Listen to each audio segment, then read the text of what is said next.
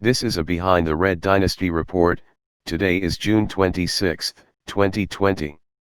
Chinese ambassador secretly recruited American scientists, FBI says. China's ambassador, Cui Tiankai, in Washington and a Chinese diplomat in New York City secretly aided in the recruitment of scientists in the United States, according to the FBI. An affidavit, filed in federal court last year and unsealed in April, gives a deeper look into China's tactics as top U.S. officials have increasingly warned about Beijing's espionage capabilities. The affidavit was first reported by the Daily Beast. The word China is almost entirely, and purposely, redacted from the court filing, though it does appear at least once, perhaps missed in the redaction process. An FBI special agent who specializes in counterintelligence wrote in the affidavit that the Bureau was investigating a scientist in Connecticut who was knowingly and willfully working in the United States on behalf of government-controlled and government-directed entities, for the purpose of recruiting high-level molecular geneticists and stem cell researchers to work at state-controlled universities and laboratories in China, and for the purpose of acquiring and transferring to those state-controlled universities and laboratories cutting-edge molecular genetics and stem cell research and technology developed at leading academic and private sector research platforms in the United States. The scientist, whose name was redacted in court documents, became a naturalized U.S. citizen in November 2009 and spent years working in genetic research in America, most recently at a redacted school determined to be Yale University, which told the FBI it had no policy requiring researchers or professors to disclose their involvement with outside entities. The school did not respond to the Washington Examiner's request for comment. The Washington Examiner determined the name of the scientist based on information provided in court documents, but it is choosing not to publish his name because he has not been charged.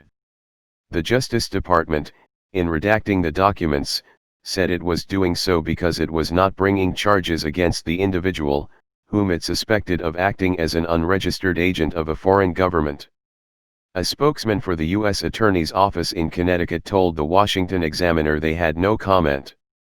The scientist is believed to be working at Southern Medical University in China now. Some of his time there overlapped with Yale.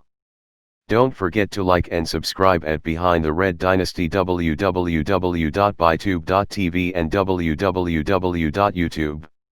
FBI Director Christopher Wray told Fox News on Wednesday that the Bureau has more than 2,000 active investigations linked to the Chinese government.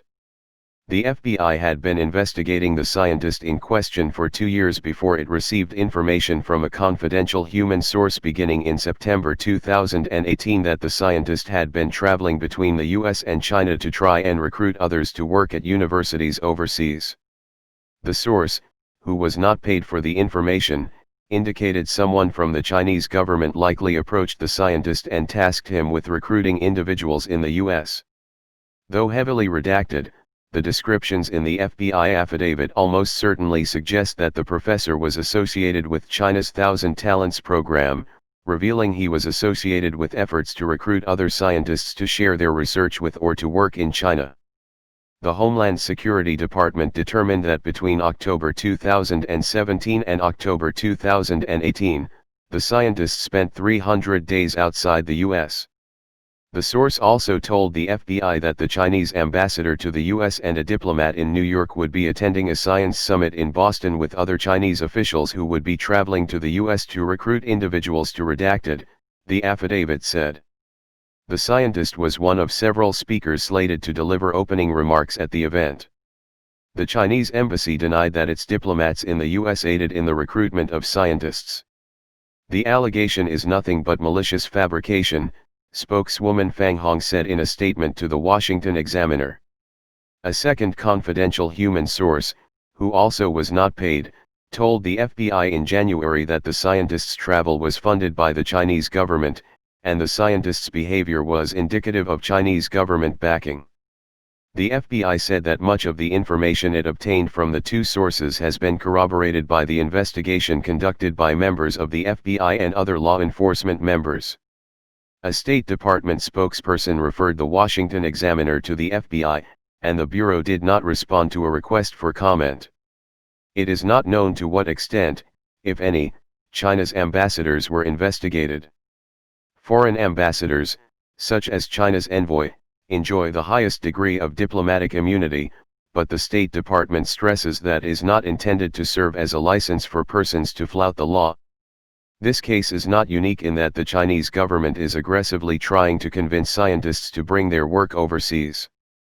But the FBI noted in the court filings that the Chinese government has been taking active steps to hide its recruitment programs from increasing scrutiny by the U.S., directing handlers to change the way they communicate with potential recruits. China has exploited its access to U.S. research labs and academic institutions through its Thousand Talents program, which seeks to recruit scientists and entrepreneurs to provide it access to intellectual property and trade secrets. The court filings show the Justice Department was scrutinizing the scientist under the Foreign Agents Registration Act and that the DOJ's FARA unit determined he had not registered as an agent of China. The Chinese government advised handlers to change their communication tactics with potential recruits, directing them to use methods other than email, such as telephone or fax, court filings said, but added that handlers have continued using email as a primary form of communication despite the efforts to minimize the digital footprint. The FBI obtained warrants to search the Connecticut scientist's email accounts and phone records, which showed his numerous communications with Chinese government representatives.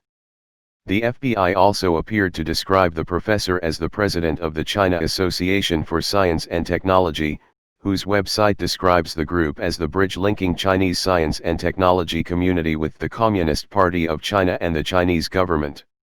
The Justice Department began the China Initiative in 2018 to combat the espionage threat, and the U.S. has arrested and charged a number of scientists who have participated in the Thousand Talents program.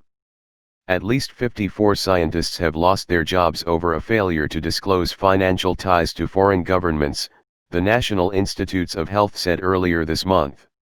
An overwhelming majority, 93%, of those cases involved funding from a Chinese institution.